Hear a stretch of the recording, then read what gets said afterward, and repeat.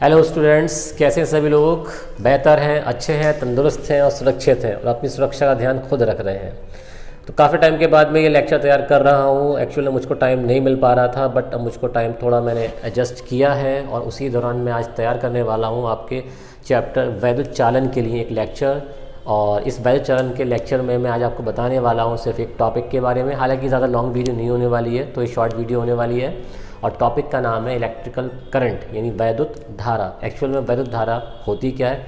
So guys, tension न लें बिल्कुल भी एग्ज़ाम की, बिल्कुल फेयर की। मेरी वीडियो शॉर्ट फॉर्म में आपके पास आती रहेंगी, जो आपके एग्ज़ाम्स के लिए काफ़ी यूज़फुल होने वाली हैं, चाहे वो CBSE बोर्ड हो या कोई अदर बोर्ड हो या फिर UP बोर्ड हो। ओके गाइज, तो कनेक्ट रहें हमारी इस वीडियो के साथ। चलिए स्टार्ट करते हैं बिना टाइम वेस्ट किए। आज के हमारे टॉपिक का नाम है इलेक्ट्रिक करंट, यानी विद्युत धारा, जिसको हम कहेंगे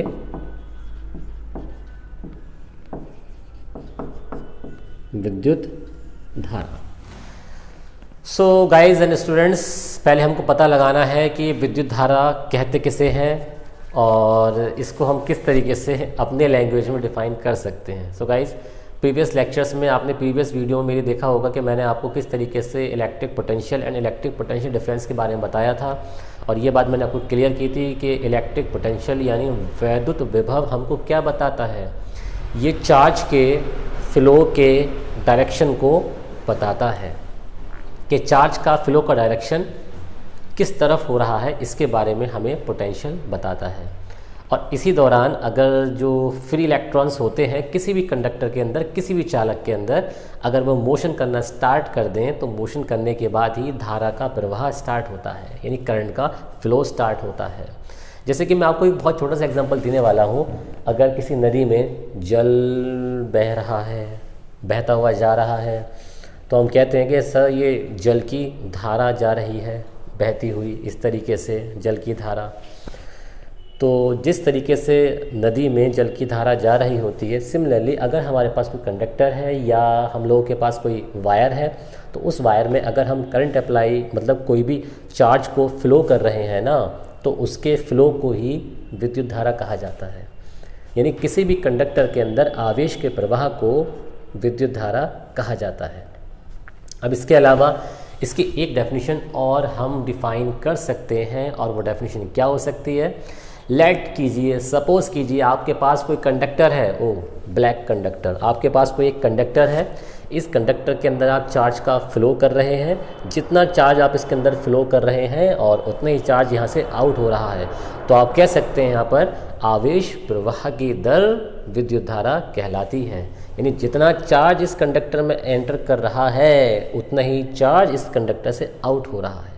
तो आप बताएंगे आवेश प्रवाह की दर को विद्युत धारा कहा जाता है। तो आवेश प्रवाह की विद्युत दर को धारा जो कहा जाता है, किस फॉर्मूले के अकॉर्डिंग कहा जाता है? Let's see, I is equal to Q upon T. देख रहे हैं आप लोग, I is equal to Q upon T. ये जो Q है यहाँ पर इलेक्ट्रिक चार्ज है, और T यहाँ पर टाइम यानी समय है, और I यहाँ पर इलेक्ट्रिक करंट है या विद्युत धारा है। यहाँ से अगर हम इसका यूनिट बनाने की कोशिश करें, भाई हमें करंट को मेज़र करने की, मापने की ज़रूरत पड़ेगी, तो कैसे मापेंगे इसको? देख सकते हैं आप, Q for coulomb and T for second and the unit is coulomb पर सेकेंड। और इसके अलावा इसकी जो अदर यूनिट है, या इसका जो SI यूनिट है, इंटरनेशनल सिस्टम ऑफ यूनिट जो होता है, उसके अंदर इसका यूनिट जो होता है आपका, वो एम्पियर होता है, कैपिटल A, क्योंकि एम्पियर एक साइंटिस्ट का नेम भी है। अब इसके बाद मैं आपको बहुत ही इंटरेस्टिंग सी बात बताने वाला हूँ। जैसे कि मैंने आपको क्लियर कर दिया कि आवेश का अगर प्रवाह हो रहा है तो इसको हम कहेंगे विद्युत धारा, और अगर किसी भी कंडक्टर के अंदर जितना आवेश एंटर कर रहा है उतनी आवेश आउट हो रहा है, तब इसको हम कहने वाले हैं आवेश प्रवाह की दर को विद्युत धारा कहते हैं। अब इसके बाद लेट कीजिए, आपको सपोज़ किया गया क्या कि भाई हमारे पास कोई कंडक्टर है, किसी भी कंडक्टर के अंदर 1 एम्पियर का जो करंट है वो 1 सेकंड तक अप्लाई किया गया। 1 एम्पियर का करंट 1 सेकंड तक अप्लाई किया गया। तो गाइस, आपको ये बताना है कि कितने इलेक्ट्रॉन्स का फ्लो पर सेकंड हो रहा है। ध्यान दें, कितने इलेक्ट्रॉन्स का फ्लो जो है पर सेकंड हो रहा है। अगर हम किसी भी कंडक्टर के अंदर इतना जो करंट है, इलेक्ट्रिक करंट है, उसको अप्लाई कर रहे हैं, तब क्या होने वाला है। ठीक है गाइस, चेक करते हैं। We have a formula I is equal to क्या होता है guys, Q upon T। Then Q is equal to क्या होने वाला है हम लोगों के पास, Q is equal to NE। ये एक फॉर्मूला है जो हमने पढ़ा होगा क्वांटिनाइजेशन ऑफ चार्ज में, यानी आवेश के क्वांटीकरण में। इसको हम लेट कर लेते हैं इक्वेशन नंबर फर्स्ट। अब जो हमारी अपर वाली इक्वेशन है ना, I is equal to Q upon T, इसमें हम क्या करने वाले हैं, यहाँ से Q की वैल्यू फाइंड करने वाले हैं। Then Q is equal to IT। इसको इक्वेशन नंबर हमने A लेट कर लिया। अब equation A and equation first, इन दोनों को आपस में हम इक्वल करने वाले हैं। कैसे करेंगे देखते हैं, यूजिंग फर्स्ट एंड सेकंड। देखते हैं ना गाइज, बहुत ही इंपॉर्टेंट और बहुत ही शानदार, बहुत ही अच्छा क्वेश्चन आप लोगों के लिए ये वाला। तो NE इज इक्वल टू हो गया हम लोगों के पास IT। Okay guys, N is equal to IT। अब इसको आगे हम ज़रा सॉल्व करने से पहले यहाँ इसका छोटा सा एक पार्टीशन कर लेते हैं, और पार्टीशन करने के बाद अब देखते हैं आगे क्या हो सकता है। Now let's find the value of N। Okay, N is equal to IT upon E। ये इसका एक फॉर्मूला छोटा सा यहाँ पर हमारे पास तैयार हो चुका है। अब इसके बाद एक काम करने वाले हैं, यह सभी की वैल्यू हम लगाने वाले हैं। Then the value of I की वैल्यू हम लोगों के पास कितनी है, लेट्स सी।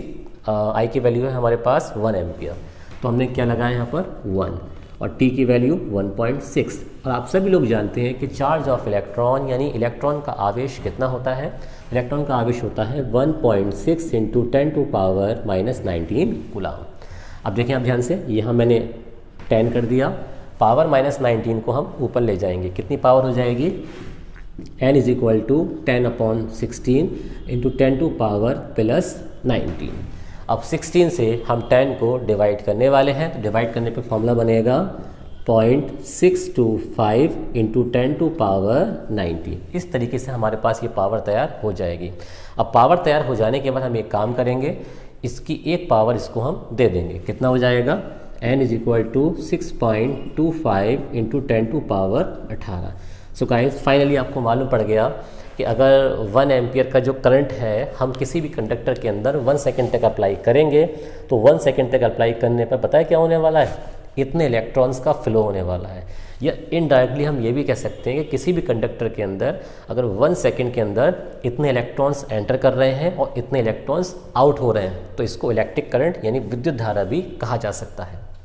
जनरली गाइज, एक कंडक्टर अगर हमारे पास है और कंडक्टर में हम करंट अप्लाई कर रहे हैं, लेट कीजिए ये A है और लेट कीजिए ये B है, तो जो करंट है वो A से B की तरफ फ्लो हो रहा है। तो आपसे अगर कहा जाए कि भाई इलेक्ट्रॉन्स का फ्लो किस तरफ होगा, तो आप कहेंगे सर इलेक्ट्रॉन्स का फ्लो जो होगा हमारा, इलेक्ट्रॉन्स का फ्लो वो B से A की तरफ होगा।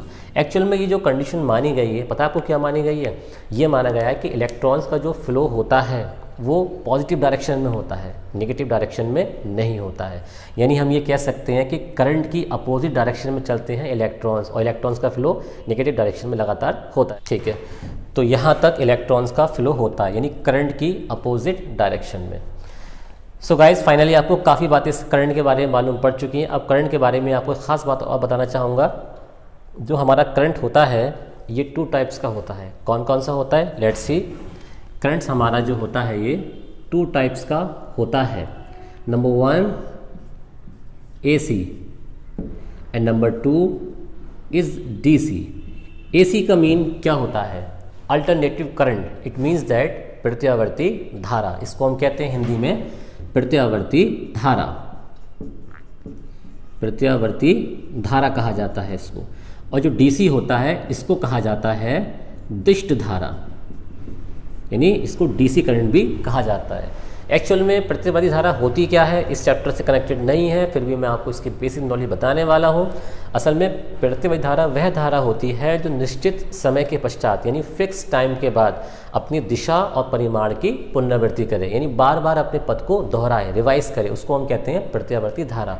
और आप इसका सिंबल देख के बहुत अच्छे तरीके से समझ जाओगे कि किस तरीके से मैं इसको डिफाइन कर रहा था यहाँ पर। ठीक है, तो आप देखें यहाँ पर ये तो निश्चित समय के पश्चात अपनी दिशा और परिमाण की ये क्या कर रही है, रिवीजन कर रही है, उसको बार बार दोहरा रही है, उसकी बार बार पुनरावृत्ति कर रही है, इसलिए इसको हम क्या कहते हैं, प्रत्यावर्ती धारा कहते हैं। ओके गाइस, अब इसके बाद जो है हम बात करते हैं DC की। तो DC का सिंबल कुछ इस तरीके से बनता है, जैसे मैंने सामने यहाँ पर आपके सामने बना दिया है। तो इस तरीके से आपका ये DC का सिंबल यहाँ पर तैयार होता है। अगर आप देख सकते हैं यहाँ पर, अगर इस तरीके से किसी भी एपरेटस पे कोई लाइन बनी हुई आती है तो आप समझ जाना कि हम डीसी की बात कर रहे हैं, और अगर इस तरीके से लाइन बनी आती है तो आप समझ जाना कि हम एसी की बात इसके अंदर कर रहे हैं। ओके गाइस, तो इस तरीके से मैंने अभी फ़िलहाल आपको कुछ बेसिक सी बातें बताई हैं करंट के अंदर, और इसके अलावा कुछ और बातें भी हैं ख़ास जो आपको बताना बहुत ज़रूरी है एसी के लिए और डीसी के लिए। हालांकि जो हमारी एसी प्रतिवर्ती धारा होती है जो घरों में यूज़ की जाती है, इसकी फ्रिक्वेंसी 50 हर्ट्ज़ तक होती है, 50 से 55 हर्ट्ज़ के बीच में। और अगर हमारे पास कोई भी चार्ज है और वो चार्ज मोशन कर रहा है यानी गति कर रहा है, तो गति करने के दौरान वो चार्ज करंट क्रिएट करता है, विद्युत धारा का निर्माण करता है। अगर आपसे कहा जाए कि कोई भी चार्ज मोशन कर रहा है तो वो चार्ज अपने समतुल्य धारा का निर्माण करता है, करंट को क्रिएट करता है। और हाँ, एक बात मैं आपको और बताना चाहूँगा जो आपके लिए काफ़ी इम्पॉर्टेंट है, वो बात ये है कि अगर हम किसी भी कंडक्टर के अंदर करंट अप्लाई कर दें तो करंट अप्लाई करने का मतलब ये नहीं होता कि हमने उस कंडक्टर को चार्ज कर दिया। करंट अप्लाई करने से कंडक्टर चार्ज नहीं होता। जब उस कंडक्टर के सिरों पर पोटेंशियल डिफरेंस आता है, विभवांतर आता है, तब हम उसको कह सकते हैं कि उस कंडक्टर को चार्ज कर दिया गया है या उसको आवेशित कर दिया गया है। तो आई होप सो आपको इस करंट नाम के इस छोटे से टॉपिक में, इस छोटी सी वीडियो में कुछ ना कुछ क्लियरेंस मिला होगा। और मैं उम्मीद करता हूँ कि अगर आपको इस करंट या विद्युत धारा को लेकर कोई भी दिक्कत आती है, कोई भी प्रॉब्लम आती है, तो आप मेरे व्हाट्सअप नंबर पे कांटेक्ट कर सकते हैं। अदरवाइज़ व्हाट्सअप से बेहतर रहेगा आप नीचे कमेंट बॉक्स में कमेंट करें और मुझको बताएं कि आपकी नेक्स्ट प्रॉब्लम क्या है, और उस नेक्स्ट प्रॉब्लम के अकॉर्डिंग ही मैं फिर आपके सामने नेक्स्ट वीडियो लेकर के आऊँगा। और अगर आप नए व्यूअर हैं हमारी वीडियो के, तो हमारे चैनल को सब्सक्राइब ज़रूर करें। अगर आपको कुछ फ़ायदा हुआ है, कुछ बेनिफिट हुआ है, और आपके आगामी आने वाले यूपी बोर्ड के एग्ज़ाम के लिए सभी के लिए ऑल द बेस्ट है। सभी लोग अपनी प्रिपरेशन तैयार करें, चाहे वो सीबीएसई बोर्ड के हो या आईसीएसई बोर्ड के हो। किसी की भी कोई अगर दिक्कत होती है तो आप नीचे कमेंट बॉक्स में कमेंट करके मुझको बता सकते हैं। बेल आइकन प्रेस करके हमारे चैनल को सब्सक्राइब कर सकते हैं, क्योंकि जब भी अगर मैं इन फ्यूचर कभी लाइव आता हूँ या नई वीडियो अपलोड करूँगा तो उसका नोटिफिकेशन तुरंत आपके पास पहुँचता रहेगा। So stay tune with Shariq epic.